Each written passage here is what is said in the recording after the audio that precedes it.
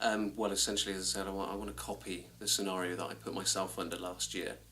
So in my situation, I use boxing, and I don't know whether it's well, it's a combination of the mental and physical aspect, keeping myself busy and tired, as well as thinking about that instead of spending a lot of time really thinking on things I didn't need to concentrate on. It was holding me back. So I'd like to find other individuals in a similar situation. They don't necessarily need to be into boxing. Maybe it could be BMXing, ballet dancing. They could be into finger painting. You know, it really doesn't matter. I think they just need a structured, focused activity. I think they need a little bit of support. Of course, they need some guidance with the mental health aspects of it too.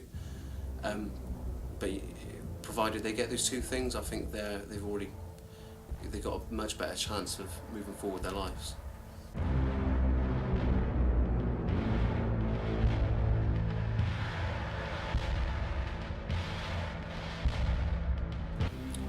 We were literally walking through a park to go to Tesco's, pick up some beers. I was going to introduce him to my partner at the time, my fiance, who was heavily pregnant.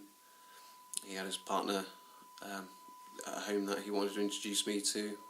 It just happened we'd moved right around the corner from each other after going to school together and not seeing each other for years. So we would just go to Tesco's, going to grab a couple of beers and introduce each other's girlfriends and have a nice day. And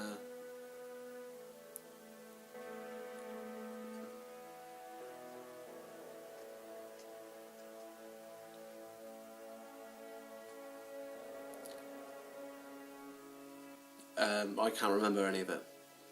We'd been surrounded by a gang of lads with their heads up, apparently, and just previous to this, and we'd pretty much just told them to sod off, you know.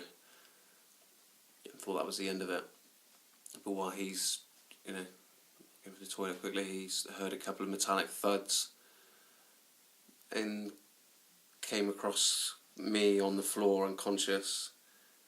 There was a line of guys sort of formed a barrier in the way between me and him. They all had metal bars in their hands and dragged me over to a little concrete slab, basically. Knelt me down on it, almost like execution style. And while still looking at my friend, I believe, had whacked me a couple more times, and to his words, calmly looked at him and the rest of the lads and said, "Let's chip." And there was blood pouring out of my face and my ears as well.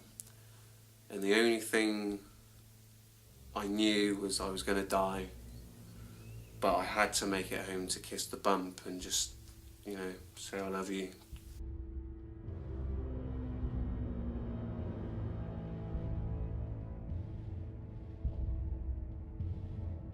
There was little things were cropping up, like vague anxiety to begin with. I was becoming quite obsessed with the thought of me dying. It started seeping in at work though as well. You know, it was a sales job, so you know, it takes a lot of, you know, it can be quite a lot of pressure for anybody anyway. I was normally fine with it, but it got to the point where I started shaking really physically, like the pressure. I started sweating from my hands, from my feet, and from my armpits. But after a while, I started experiencing panic attacks as well, which I'd never experienced before in my life. I'd gone from a 13.5 stone guy, always quite strong and quite a physical dude, reduced to less than 10 stone. And one of the last appointments with my mental health workers in that period, she took one look at me and she said, "Right, that's it, Jay. You are either coming to the hostel that we've discussed, or you're going to have to go to a mental hospital, because you're going to die." I thought that was the low point, ending up in the hostel. I thought I'd lost complete control. But my reaction to it, I knew had to be strong and fast, because I'd had problems with addiction and things in the past, and suddenly I was amongst a lot of people very much having those current struggles. And you know, I couldn't afford at that stage to go backwards.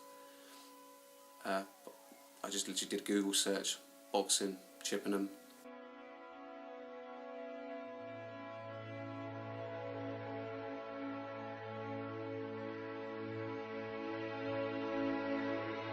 Boxing makes sense of everything that I experience on a day-to-day basis.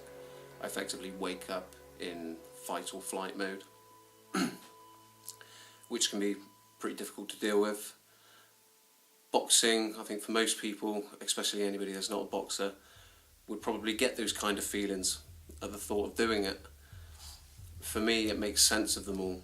Being in a gym, pounding on a punch bag, sparring with someone, avoiding a punch, trying to throw one back, is using all those instincts which are drawn out by PTSD in completely irrelevant circumstances. My best friend now, I met through the gym.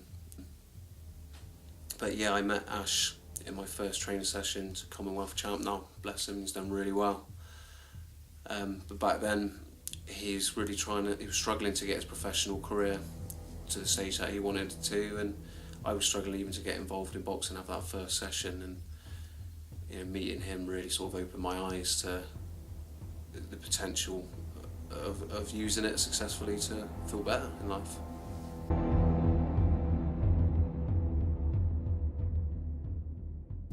I think it was the only eventuality from not giving up in that circumstance. You can't go through something like that and you can't meet all the people in the hostel that I did, and through the communications that I've done online with other people with PTSD, knowing that they've not had the support, they are still having the day-to-day struggles. I don't think I could have moved forward from that, not wanting to do something about it. And at the same time, it's given me purpose again, though, like a massive sense of purpose. And I think sometimes it's illogical and it's an unfair pressure to put on myself, but at the same time, life's beaten some pretty severe wisdom into me, and fighters have motivation and determination. You won't meet other human beings on the face of the earth other than fighters that have that level of. How amazing would it be to put all that to good use?